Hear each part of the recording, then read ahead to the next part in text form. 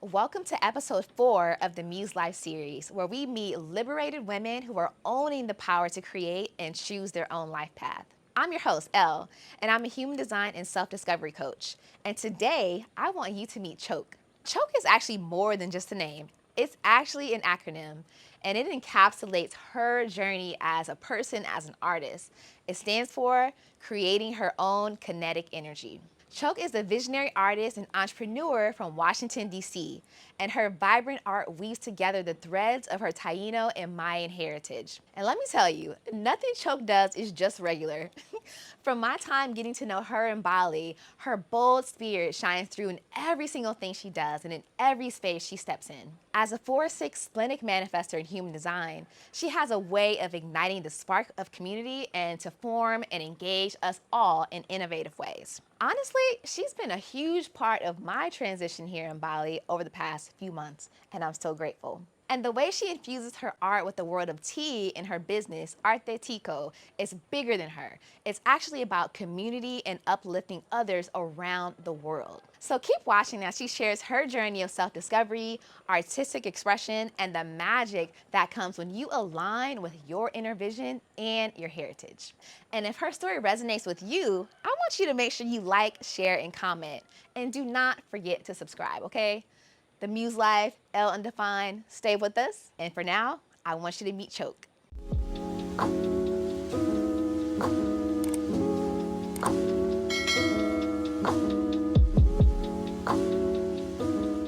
All right, guys, so welcome to episode 4 of the Muse Life series, where we are speaking with phenomenal women. And today I have a special guest. Her name is Choke. I will let her introduce herself to you. Thanks, Elle. Well, like she said, my name is Choke. It's an acronym. It stands for Creating Her Own Kinetic Energy. I'm an artist and I own a tea company. And I'm here in Bali and Asia in general to explore lots of things, but mainly my tea journey, continuing on my tea journey and diving deeper into the self and my own personal practices. And I'm glad that I met you. And I'm Yes. sure we'll talk about that today too. Yes, we will. So, we are here sitting in Bali. We're surrounded by rice fields. You've been traveling in Asia. You just came back from Vietnam not too long ago. So, people see these things about you on Instagram. But what I want to know today is, was there a series of events or, one big event that led you down this path of where you are now? Hmm. Well, I think there's so many things, right? Like the path that I'm on now sounds very vague, but the path that I'm on now is coming to a deeper sense of self through my artistry and just furthering my tea journey, right? So, and also me living here in Bali. Like I am literally living in Bali right now after a series of events that happened, but also there was a series of events that I could not have controlled even if I wanted to that have led me to here, right? Before this talk that we're doing now, you and I attended a talk that was talking about surrendering to the path and surrendering to God's will or the universe's will or the source's will or whatever you choose to call it, um, and understanding that everything is in its own divine order and whatever's gonna be will be. Um, and like we also talked about like just like having that faith but working towards things, right? So this path of tea reveals itself to me many years ago in California. It's one of my really good friends, which at some point he will watch this, and I blame him all the time. I'm like, I'm doing this because you sat down with tea with me. You sat down for tea with me, and that kind of planted a seed that is has grown into what it is now. Um, but yeah, I so many things. I mean, we could spend all day talking about it, about how I got to this point, but ultimately, um, just trusting in the universe and like keeping on a path, even if I don't know what that path looks like, and knowing that if I just keep putting my one foot in front of the other, then the path is going to reveal itself to me, and it's going to continue to support each step that I'm taking, whatever that may look like, because tomorrow it might be something different, you know. And we don't have to be tied into any one thing. Like just because you're on a particular place or on a particular path, it could just really sharp left at any point in time. But like, what are some of the things that I know artistry? You know, she's an artist, and then you have your tea company, Arte, Tico. Mm-hmm. So, what are some of the things that like held your interest before you got to that point in your path? Like even like some of your jobs or things that were how were you spending your time? Mm. Well, uh, I think that every job that I've ever had was like another tool in the toolbox, right? Like every job that I've ever had just added to furthering my skills, whether I knew it or not. And I'm really thankful for that. And then, of course, like my parents, just knowing that, you know, the skills that they had and the skills they imparted, whether I was paying attention or not, deep down, I know I was paying attention because I see myself in them in like everything that I do. And we do become our parents. Just saying, it's natural. It happens. Even when I you have a fight theory it. about that. Yeah, even when you fight it, um, I do have a theory about that. But yeah, I just think, and it doesn't even need to manifest like exactly how they did whatever it was that they're doing. So I don't mean that we turn into our parents like even in the ways that we don't like. We become our parents in certain ways and skills that they have kind of just passed down to us, and it manifests in different ways. um yeah, I like to talk about that type of stuff like lineage and genetics all the time. But how was I spending my time before? I mean, I was painting live at different events all over the US, painting live at jazz shows, hip hop shows.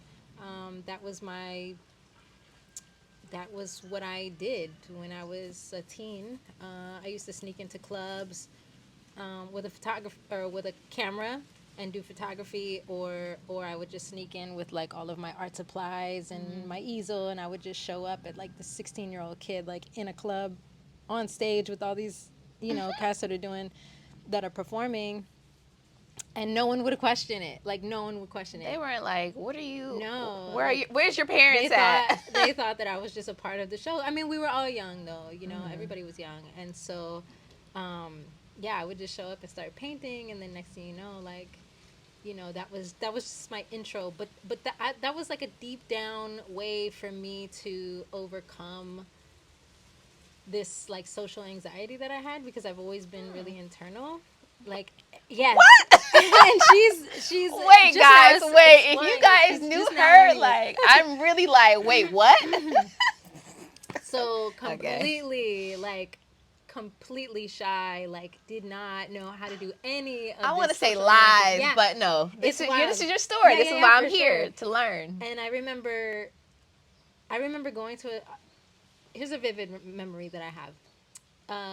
An ex boyfriend of mine. I remember him and I going to an art gallery, and I said, "Can we go to an art gallery? Because I really want to be in this. I just want to like be in this space, but I am so intimidated by all these people. Like, you know, in my young mind, I'm like, these people must be rich and they must be talking about all these like highly intellectual things, and I don't know any of that stuff. And what the fuck am I supposed to talk about? Like the weather, you know, like what? How do I navigate this like social interaction when I got nothing? Like what am I supposed to talk about?" And so we went, and I remember just like sitting on the bench and looking at all the artwork, and that was like kind of my defense was just like my coping was just to stare at the work and not to talk to anybody. I was just contemplating the work, but I was in the element that I wanted to be in. And and then that just kind of grew. So I was like, okay, I want to go to these hip hop shows because and I want to go to these jazz shows, but I don't like to club. I don't like to engage with that type of stuff. So like, how can I be in this without like being in it, right? And so for me, it was like creating within it and being a part of it instead of just observing it. Like, Yeah. but I was still observing it because I was observing my artwork as I'm creating it at the same time. So it also kind of gave me a barrier where I didn't have to engage with anybody and I had something to do where no one was going to not bother me, but no one was going to talk to me because they saw that I was busy, right? Yeah. So I'm painting this thing, not engaging with anybody, but thoroughly enjoying myself in this hip hop show. And then people would come up to me and they would want to talk to me about something that I actually knew about: the colors, the painting, the art, or the hip hop. Yeah. That was it. Like, that was how or the jazz. And that was really where I kind of broke free from it. And people wanted to then know, like, well, what was the inspiration, or what was this, or what was that? And so I could speak to that very clearly. And that's how I kind of am the person who you know today. Yeah. So it's like you took your gifts, you knew where you wanted to be, the spaces you wanted to be in. Even though you were uncomfortable with being there, yet you utilized your gifts to get you in those spaces, and Right. then eventually found a way to like melt the fear, or the barrier that was like keeping you kind of separated. That's so Yeah, interesting. and it wasn't, and I don't even think it was like a conscious thing. Sometimes I'm just like, maybe my higher self knew, maybe there was some kind of internal like knowingness that I just needed to like face these fears. Yeah.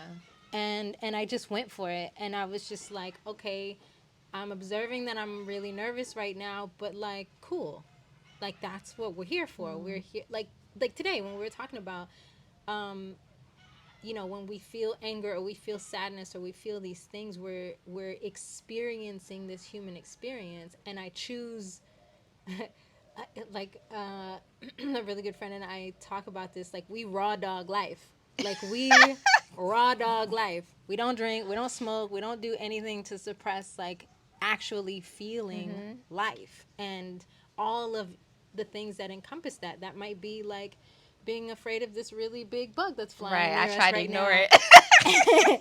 And being Life in annoyed by a Bali. chicken. Yeah, like, so experiencing that notion or that feeling, and like sitting with it and being like, wow, I'm really right here experiencing this social anxiety. But then also understanding that, like, I don't know shit. I don't know anything about anything, and neither does anybody else. And once I understand that, it gives me like it gives me more confidence to know that, like, we're all just trying to figure this thing out. No one has the answers to this thing, because we don't know anything. We might have slivers of knowledge and things like that, which is fine, because we're all throwing it into the pot, and that's what conversation is for. We're all like learning together, right? But knowing that, like, I know the greatest thing that I know is that I know that I don't know a shit ton. Like, there is so much that I don't know, and that's exciting, And I only know this one speck of thing, and Yeah. hopefully that has kept me alive. But I think a lot of times people take that not knowing and it stops them and they get kind of like paralyzed in this fear, like For sure. what kind of advice would you have for something like that? Um, I like to just like challenge, You, right? you Like, definitely will challenge the fuck out of somebody. And it's just like, I don't know. Okay, yeah, you're right. yeah, I mean, You'd be like, right. I mean, I genuinely care, right? So if I love you, I'm gonna challenge your ass. if y'all could have saw my eye roll just now, but I know I love you too. I know. um, but also, like, not being attached to the outcome, right? Like I'm gonna challenge you, but also I'm gonna back up and be like, all right, Yeah. that's I just said that thing, but hopefully you understand that that's from a place of love, and also a place of like maybe I've gone through that before, or this is like something that I'm observing, right? Because I'm a great pattern. Like if there's anything that I know that I can see really well is patterns, um, for whatever that's worth. Um, Advice I would say for anyone, I can't really give advice because I only know my experience and can really speak to my own journey. Um, but when you feel fear or when you feel an emotion, just kind of sit with that and really like maybe envision it as like like a ball of energy of some kind in your body, and but just like but like look at it and be like, what color is this? What color does this feel like inside? I don't really know how to explain that, but Yeah. if you can envision it as something that is outside of you but within you, then it kind of makes it a little easier to like release it too. And also know that you're not the only person that experiences fears and things. And so, you know, um, we also don't want to live in a place of like, I should have done it or I could have done it, but I didn't do it. And, just knowing that like if you fumble, Right. so That's like I can't, that's how I approach you things too. It's know, just kind of like we're all learning, like you said earlier. We're all learning as we go, and I don't really view anything as a mistake. It's at just, all. yeah, it might have been uncomfortable. Okay, yeah, maybe it could have been this way or that way, but it's something that you learn from along the way anyway, and Right. you just do better next time. Right. With now you'll have more information to make a better choice or make a different choice. Right. A different choice. Yeah. And like you said, like I don't think that there's really like failures. It's just looking for the lesson in the thing, right? Like what did this thing choose for me? And also understanding when it's time to pivot from something. Like if this is not right for you and you feel it deep down, you just really just there's some kind of resistance within yourself that says like this is not the way, then like also feel that and know it and trust that that's exactly what you're Yeah. feeling, and then make that pivot, like what if I don't want to live in Bali for the rest of my life? What if, but then we have all these pressures of like, oh, well, I need to be an OG and I need to stay for such and such and such long, but, prove that I can actually stick it out. Like, no, like if I feel like I need to pivot, then I need to pivot. Yeah. And I would say that's probably like, this is also revealing how I was in high school. I switched schools a lot. I was in trouble a lot. I was Oh, like, surprise. ooh boy, boy.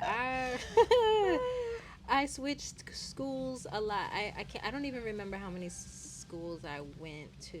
I think I was in a new school like almost every grade. But in that, you, in essence, um, get to reinvent yourself. Like, and I made that also a tool in my arsenal because I had social anxiety about going to school. Like all these people I don't know and they don't know me, and now I gotta like, like it's just then are you cool? Are you not cool? Are you gonna be bullied? Like what is it Right. gonna be when I, All these yeah, like variables. all these variables, Right. and kids are assholes. Like we are. It's, it is what it is. And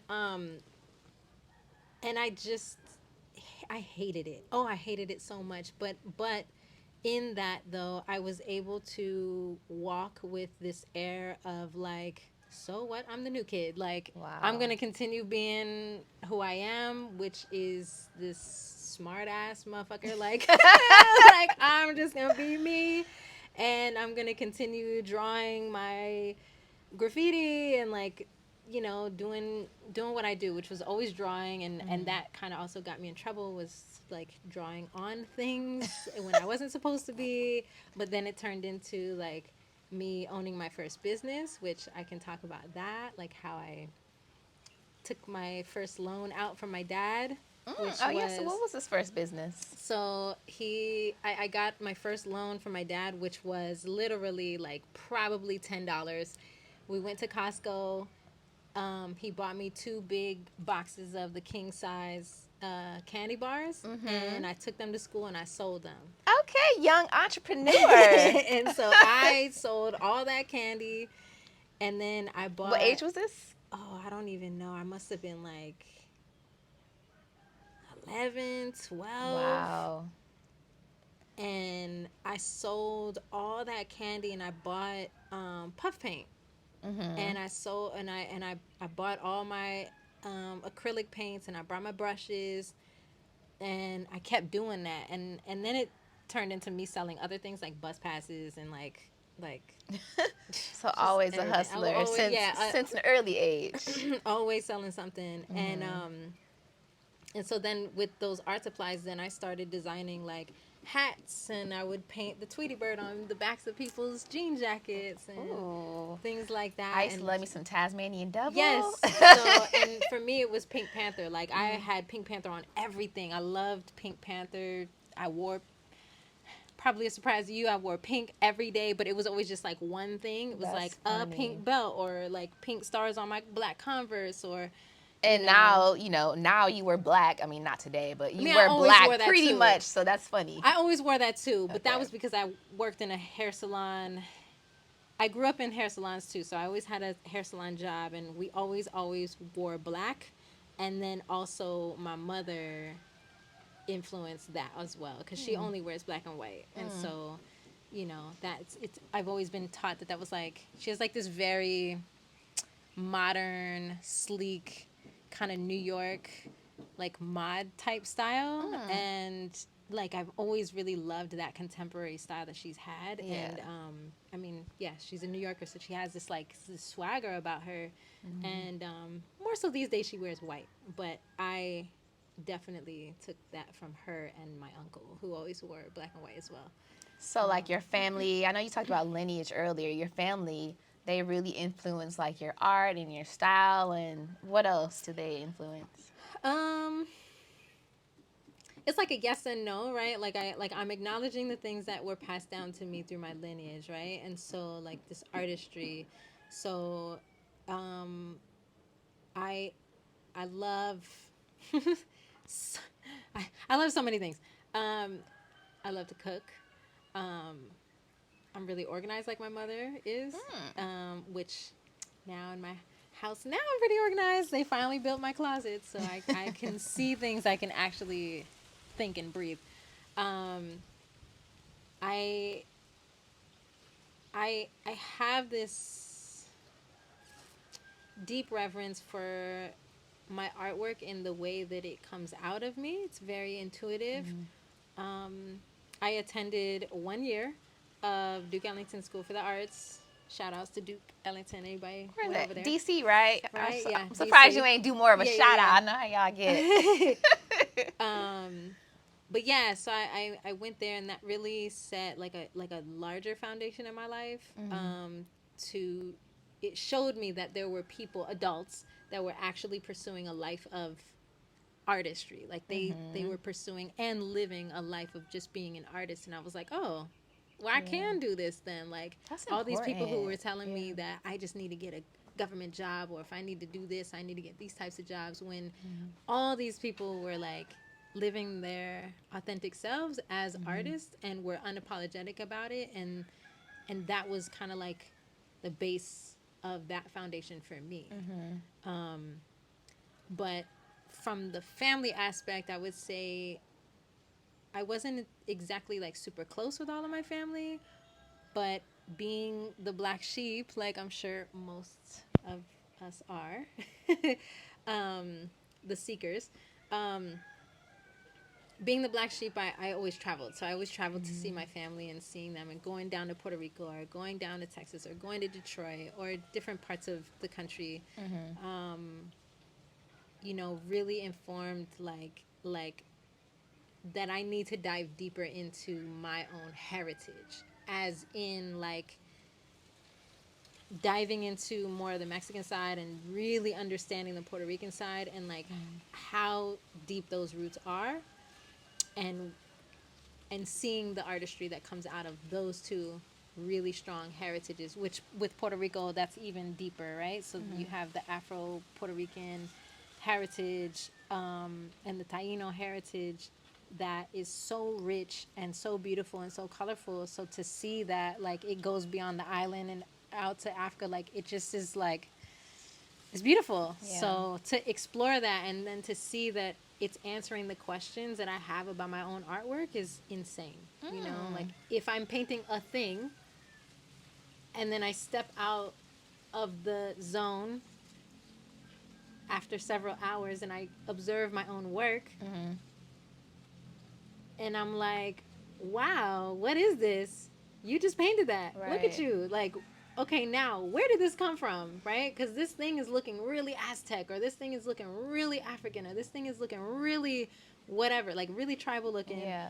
And those are the types of questions that arise when I'm creating my artwork. But it tells me that like it's something deeper than just than me. This is like them coming through Right. me. It's So like it's channeled through you. It's like you're not consciously like, okay, let me tap into this part of my lineage. It's just right, coming through you naturally. right. That's beautiful. And you guys have to see her art. I'm gonna, of course, link everything. But you mentioned, like growing up in DC and going to Duke Ellington, you were exposed to people who are actually making a living and thriving as artists and creatives. So you kind of knew early on that that was possible. I think a lot of people, they don't see that, and they're kind of they're swayed to go another way. Like, you got to get the government job, you got to get this and that, get a corporate job, which is what I did. I went that path. So I'm like, I know, because I wanted to go to school for fashion. My family's like, no. I still did it, but then still did fashion in a corporate setting. So my question for you, did you ever go the corporate route? Did you ever get like a normal, regular job? You kind of mentioned like the hair salons, and we know you've been an entrepreneur slanging a candy bar since you were 11, but did you ever go the other route? Yeah, I mean, yeah, I feel like every job that I did have was like a stepping stone, right? So I'm a master quitter. I will quit because my break wasn't long enough. Like only because I know that that's not the end all be all. Like I know that there's like, which is I think this is pretty privileged to say. But at least in America, there's always another job to have. There's always another job to be had there Yeah. because that place is a place of work. Yeah. So, but yeah, I've had a ton of different jobs. I mean, in high school, I had simultaneously. I had three. I was working at a cab company, taking like phone dispatch. That That sounds was so my high funny school. nowadays in the age of like Uber and all that. It's like Yeah, taking a I was throwback. dispatching cabs, and then I would go to the hair salon. Before or after? I was working there after. So after school, I would go straight to the hair salon, and then I would close the hair salon out, and then I would go to the mail stuffing place, which was like if you get value packs in the mail and you get all that junk mail, that was Oh my me. gosh, no, I'm kidding. Yeah, that was me stuffing that with a bunch of other people who, which that also taught me a lot, that was a crazy time, which I Yeah. met some of my most deepest friends and stuff like that. And one of them, Miss Deb, I love you. um, yeah, and then after that, I would go to the yellow cab and I would like dispatch calls. So I had those things. I had a job doing background investigations. That was like a big one. Wait a minute. Just the range of jobs is why I'm laughing Yeah, right yeah, now. yeah. Like, who No, I does know. that? I'm an onion, for sure. I did background investigations, which like that really. sharpened another tool for me, which was like the fact that the fact that um, you know, they talk about this 6 degrees of separation. That job taught me that like nothing, you don't have to have any degrees of separation. You can, in fact, erase all of that, and you can go direct to the source and figure out, if you know the steps to getting there, you don't even have to be separated from anyone or anything. You can just go right and go get it. Like Wow. it's easier than we think, but we don't know if we don't learn the tools to getting that. So, you know, that job really taught me how to research and dig until I get to exactly what I need and what I want. That could come in handy. For sure. It has. It has. Um, what else type of job? I was a corporate artist for a grocery store. So, So you're like painting there? yeah, a big grocery store in Texas hired me on to like all I hand painted all of their signs in the grocery store. So when you walk in, you see like all the sales stuff, like, you know, cherries, da da da da da, or muffins and meats and this and that. So every day, that job was awesome because it was like I felt like I was in kindergarten. I would get there and there was like all these markers and all these paints, and there was a list of like the different boards I needed to do. But I felt like it was a great exercise for me every day, because if I didn't feel like creating, I still needed to do it. Like Oh, I that's had true. to just do it every day. So I'm like, I don't feel like drawing this like weird knobby ginger, but I had to. And so then I would like dive into it, or it would challenge me to paint things that I normally wouldn't paint. And then it taught me to like really just do the daily, just have a daily habit of doing it whether I feel like it or not. Yeah. So do you still have any daily habits now? I mean, I'm sure it's not like drawing ginger, but like, Yeah, do you no. have any daily habits? In this moment, no. In this moment, absolutely not. I've been so regimented my entire life. Like I've had to have such a strict. I think this is the Aries, the anal Aries in me that is like, you got to get up, you got to clean the space, you have to do this, you have to like. I had so much of that discipline within myself that in this moment where I'm at right now in Bali, in this like very present moment, I have removed all of that. And for me being here in this place right now is me taking every lunch break and every 15-minute break and every school break that I never got to have. Condensed into this one giant relaxation of a Yeah. space. Meanwhile, actually still really intensely working on my tea company. But I'm shaping it in a way that is not normal to what we're used to in the States. So my new standard is not what we're used to Yeah. anymore.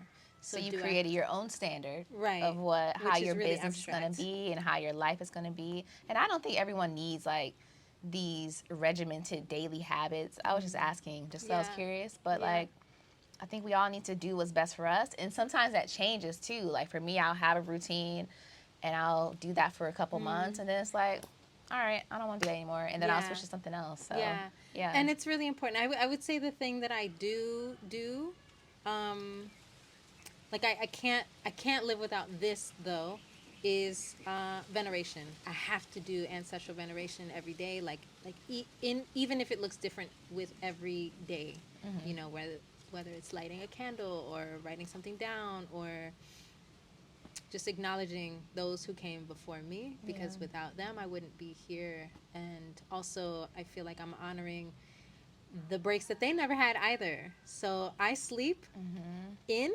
because of them, because they never got to, you know. I So love that. that's It's like like, an act of liberation, not just for yourself, but also those who came before you. That's so amazing. So beautiful. And I think a lot of times, especially coming from the US, we get so caught up in this whole I gotta work, it's gotta look this way, I gotta get, be successful, it's gotta look this way. And you are just creating your own version of life. And I love that. And that's why I wanted to talk to you in the first place. So we're sitting here in Bali. yes. I want to know, like, what led you to this particular place? Like, was there some kind of call? Was there, I don't know, a person that guided you here? Like, how did you come to be sitting in this country? I remember having a conversation about Bali when I was living in Oakland, and um, my roommate at the time was telling me that she had spent some time here and that she really loved it. Mm-hmm. And then she and I think she showed me, I believe she showed me a couple pictures. And then, I don't know, I didn't really think about it much after that. But then, for anybody who's watching who even knows what I'm talking about, they know who I'm talking about. Long story short, we all had to move out of that warehouse space in Oakland, and we had like 10 days to figure out where we all were going to go, and a lot of us didn't know where we were going to go. Mm-hmm. And a lot of people ended up homeless from that situation, myself Wow. included, because I didn't know where I was going to go. And then that roommate ended up here. Mm-hmm. And then I ended up in Japan. And then I went to Bangkok and I went there for a while. And then I came back and ended up in Texas. Mm-hmm. There was a lot in between that though. I'm trying to condense a very long story. So I ended up in Texas, and I knew though that I loved Asia after those encounters that I had being out in Japan, in Thailand, and Laos, and Myanmar. That I was like, there's something here energetically that I absolutely love, and I just couldn't not come back. Mm-hmm. And then I got married in Texas, and then we got divorced. Wow. But within that marriage, I remember saying, like, I really want to live abroad. Like, I I love Texas and I want to put some roots here, but eventually the dream has always been to live in Asia. And so I got divorced, or we got divorced, and just prior to that, though, I had tickets to come out here to Bali, and the pandemic hit. So the literally to the day, and I should pull this up. Literally to the day that I was going to leave. At first, it was going to be me and my mom going to Italy, and then after Italy, I was going to fly here because I had the tickets. Mm-hmm. The day that we were supposed to leave in April, the shutdowns happened in Texas, Oh, wow. so we could not go. So I was just like, all right, universe doesn't want me to go in this moment. Mm-hmm. And so I had to stick it through. But like Bali was in the back of my mind the whole time, and I've been trying to get out here. My roommate was still here at the time, or my old roommate was still here at that time, even years later. So then she fast forward to pandemic is like over. I'm like, over. It's over. And this year I went to India first. Mm-hmm. And then I called her and was like, "Are you here still?" And she texted me back and she's like, "Yeah." And I said, "I'm on my way." And she said, "You Wow. already know you got a home, so Yeah. come through." And that's exactly what I did. And I've been here ever since, and that was a really beautiful thing. So for her, it's been like 8 years, I think. Wow. And is she still here? Mm, Okay. Wow. yeah.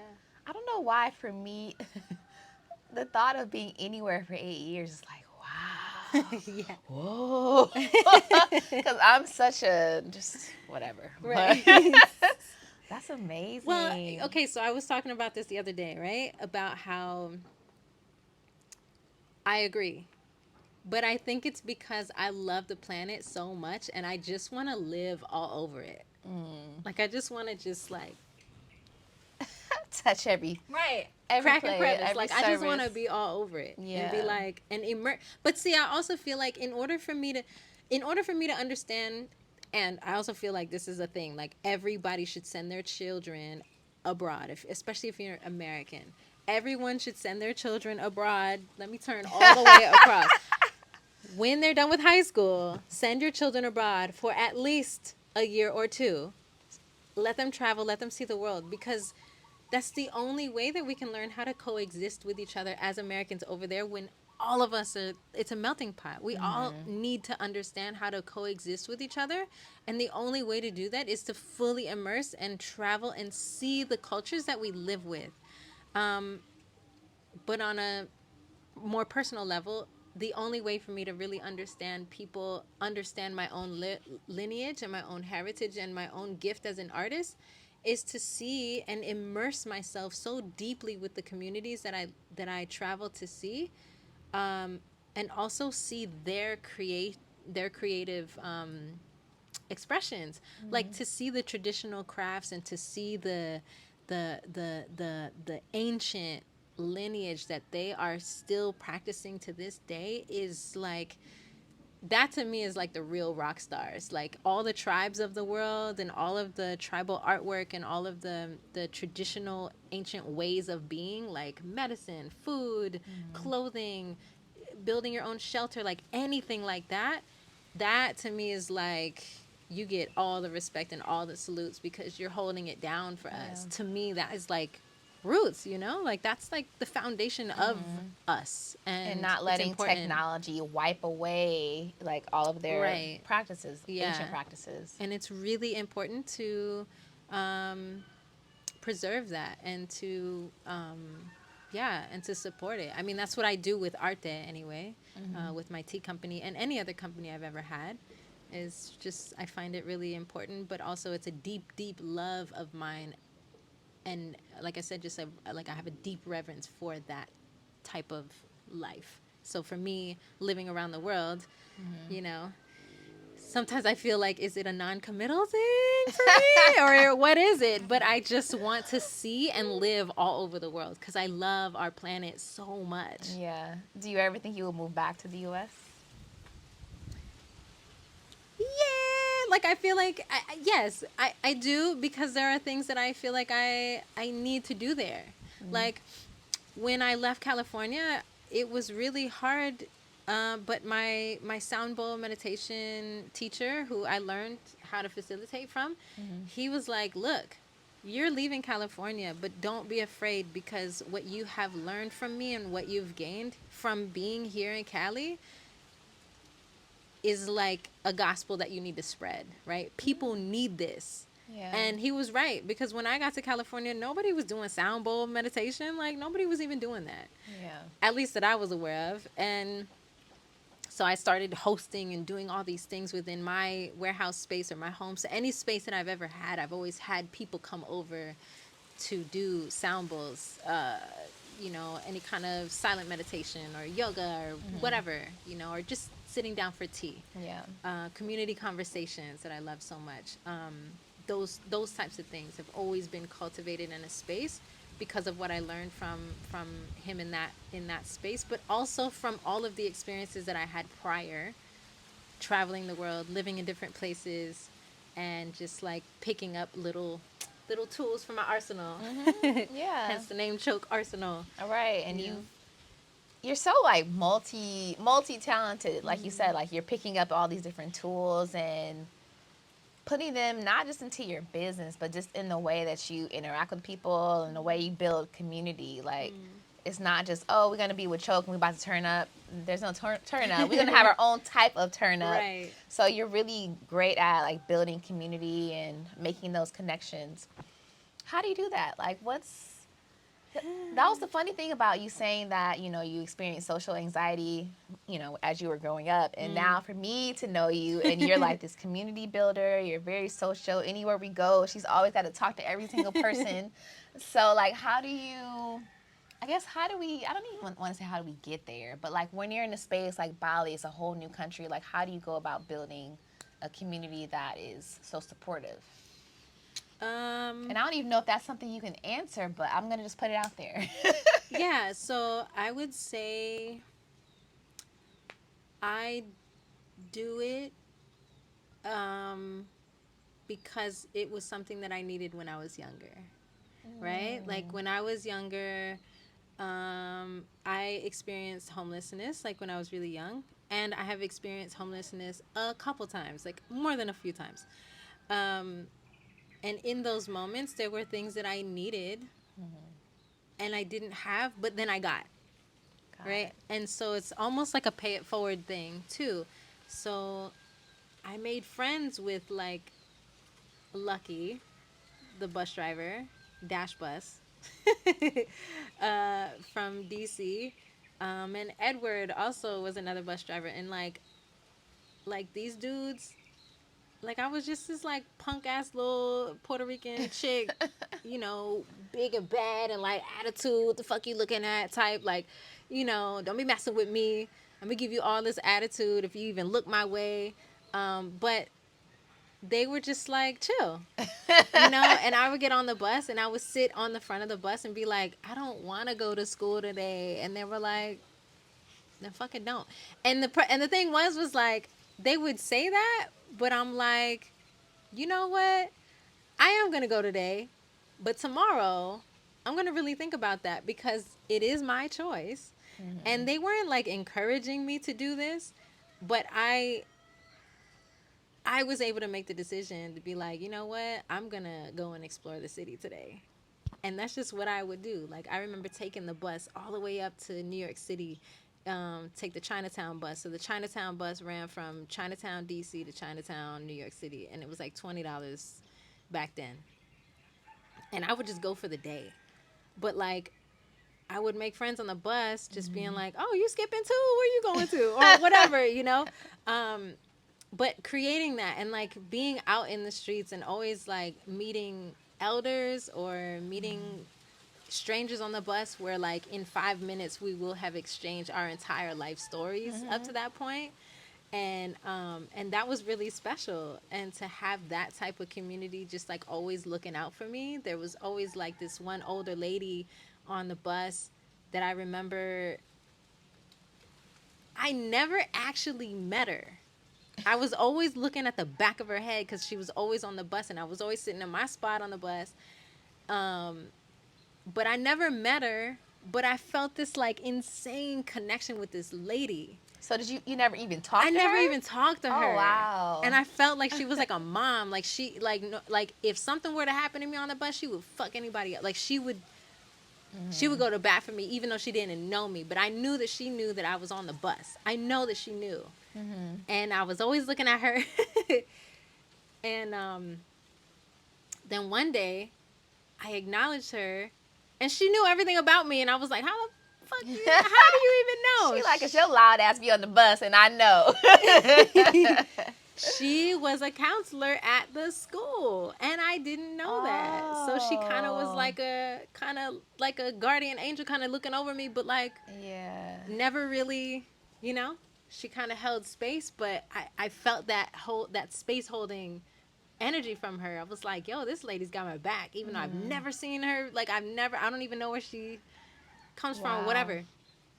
Then I met, so just people I've met along the way who gave me the time, who gave me the energy, who protected me or who engaged with me, who had, like I always found, I loved going to like the herb shops, just places that I could grow my own knowledge, whatever it's worth. Like I also grew up like going to Georgia Avenue all the time in DC. So that's over by Howard University, and just going to Blue Nile herb shop, going to Soul Veg, going to all these different vegan spots, and just sitting there and just like being in it and being there's a huge black conscious community there, and just being in and around that as an artist and as a kid, just like really soaking it in, even if there were concepts and things that I didn't quite understand. But there was always a community conversation going on. There was always, a drum circle going on at Malcolm X Park. There was always some type of something going on. And when I moved to other states and I didn't see that type of community being cultivated, I was just kind of like, but where is it at? So you're like, And I gotta build it. and so yeah, so hence creating her own kinetic energy. I'm like, well, if I don't see it, then I'm going let's have at it, you know? And I never come into it from a space of like being the all-knowing ever. Like here's a space, and like I want us to co-create it together. And that's what I really love about like bringing folks together and Yeah. excuse me, and just seeing like what everybody has to offer, you know. I love that. I mean, also because I'm personally benefiting from this, but I think instead of complaining about what's not here, I love to see that you're like, well, I want to go on a hike. So who want to go on a hike? We all going on a hike, and it's like, okay, yeah, we all going on a hike. But it also encourages other people to think about what can we create here collectively. You know, what do I want to see? What do I want to experience? And even if it's not creating a big group, but okay, let me reach out to these people that I've resonated with, that I've met. So I love Right. you put that energy out there, and it's contagious. Right. Like I feel like, you know, the old adage, you know, be this the peace that we seek or be the change that we want to see in the world is kind of like that too, where it's like, well, I don't want to turn up all the time, or you know, there, and it's not just here, it's just anywhere. Like there's, you know, for example, in Texas, I have some I have so many things to say about Texas. But uh there is probably the most alcohol centered space I've ever lived in. And maybe it's just this, maybe it was my age, and maybe it was that time where I could really see that people my age were just, they couldn't function without socially drinking for literally anything and everything. And Yeah. I'm like, I don't drink, so I'm part of the sober since birth crew. Like there's absolutely nothing I need to be doing that I need to get drunk before I do it. Like, Yeah. you know? And if you gotta get drunk before you do it, should you be doing it? Right, right. So, yeah, but also that's the reality for so many people, you Yeah. know? But people drink alcohol for many different reasons, whether it's socially just because they like the taste, or they, you know, maybe they're masking something, maybe they're suppressing something, maybe they're coping with something, maybe they just like it and they're connoisseurs and they like the taste of this cognac or whatever. You know, I don't even know. Yeah, but anyway, it's like they like the taste of this wine. You know, it's the same way with tea. Like I'm a tea sommelier, so like I like the little nuances and things. So there's that too. But also, yeah, some people need it as their like superpower. But in that, I say all that to say that I really dove into that community cultivation in Texas because I saw a huge lack of consciousness and community consciousness because everything revolved around, I mean, they had mimosas and yoga and beer and yoga night there, Oh. and I couldn't wrap my mind around that. Like, are we doing a down dog and taking a sip? Like, how does Right. that So I work? just was like, That's this is interesting. not how Mm-hmm. I would like to cultivate a conscious community. Like that's not, you know. Yeah. So for me, I was like, let me take a stab at this. Got it. Well, I know we could be sitting here talking all day, which Yes. we do talk pretty much every day. But where can people find you if they want to connect, they resonate with your story, they want to learn more about your tea and your art? Where can they find you? Well, before that, I do want to acknowledge that we did meet here, and Yes. we we hit it off in such a way that like we've, you know, I said the other day, I was like, man, it's only been a couple months. It feels like it's been a really long time that we've known each other, and I'm thankful for that. Aw. No, I'm thankful for you too, and that's why, not the only reason why I wanted to have you here, but it's been so amazing, like meeting you and just meeting other people, and I want to be able to like capture, you know, Mm, these interactions. So yeah. I appreciate you and helping my transition into Bali be what it is. Mm, You know, like things can always take different paths, but I'm so grateful to have you on yeah. this journey Thank and you. grateful for having you sit down in this Yay. beautiful space. Yes. So, second part, I guess, is where can people find me? You can find me on Instagram with all of my antics. Um, mostly in my stories. So you can find me at CHO_KE or Arte, ARTE, um, TCO, TEACO on Instagram. And then you can also check that out on the website, arteteco.com, and buy my tea because that's how I'm able to exist here. Cha-ching. Um, and yeah, that's how people can find me. Or All if you right. come to Bali, holla, because I'm always doing stuff around here. Right. Very active. Well, thank you guys so much for tuning in. If you found this episode to be helpful, insightful, all of those good things, I would love it if you would like, share it with a friend, and subscribe. And I will see you guys next time.